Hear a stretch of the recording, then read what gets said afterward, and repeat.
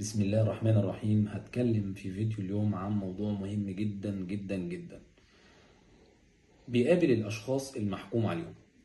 الشخص اللي محكوم عليه بمدة ونفذ العقوبة أيا كان العقوبة.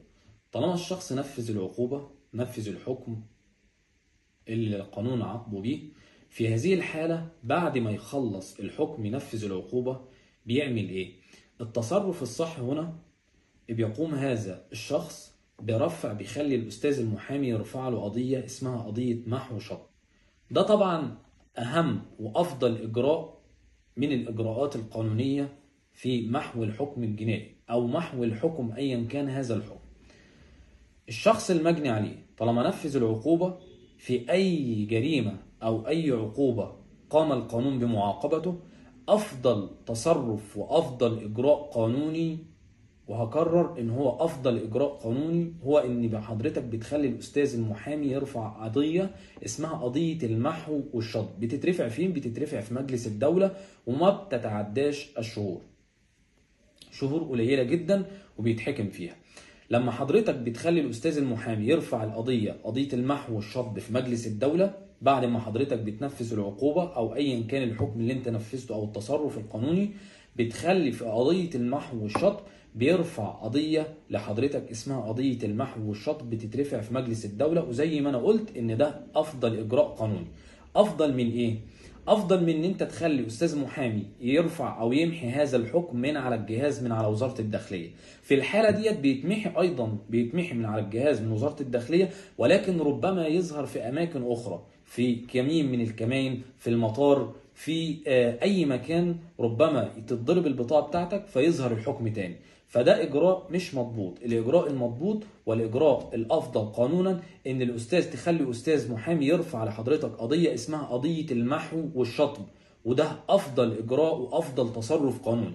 لما بيرفع لحضرتك هذه القضيه اللي هي قضيه المحو والشطب، بيقول ان الشخص دوت اتحكم عليه في الجنحه كذا او الجنايه كذا بالعقوبه كذا وقضى المده او ايا كان التصرف. لما بيرفع لك قضيه المحو والشطب في مجلس الدوله بيصدر حكم بان هذا الشخص قام او عاقبته، قام القانون بمعاقبته في الجنحة أو في الجناية كذا، وقام بتنفيذ ذلك المدة. هنا بيصدر مجلس الدولة حكم بأن أنت قضيت المدة.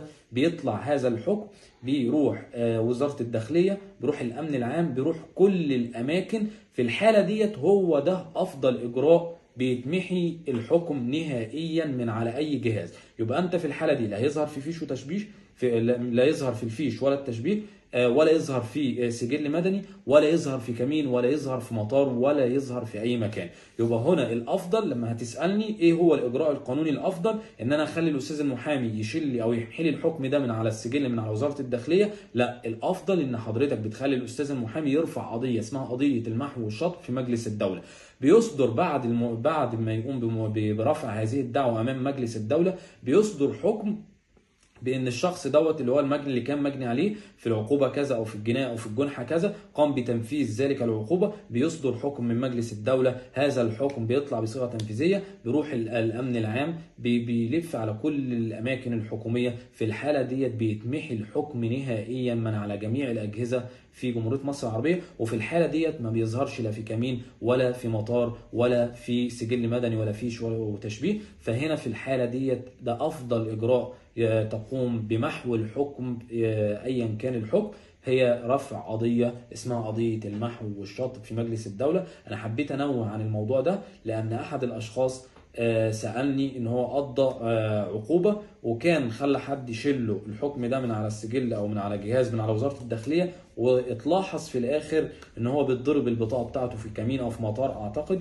وظهر هذا الحكم. فهنا افضل اجراء، وده كان شيء مهم جدا اتكلم عنه، هو قضيه المحو والشطب. بتترفع قدام مجلس الدوله، امام مجلس الدوله، بيصدر الحكم. هذا الحكم يذهب الى كل الاماكن او بيودع في جميع اجهزه الدوله في الامن العام ووزاره الداخليه، بيتمحي هذا الحكم نهائيا. وديت كان معلومه قانونيه مهمه جدا حبيت ان انا انوه لحضراتكم عليها. وشكرا جميعا، تحياتي لحضراتكم جميعا.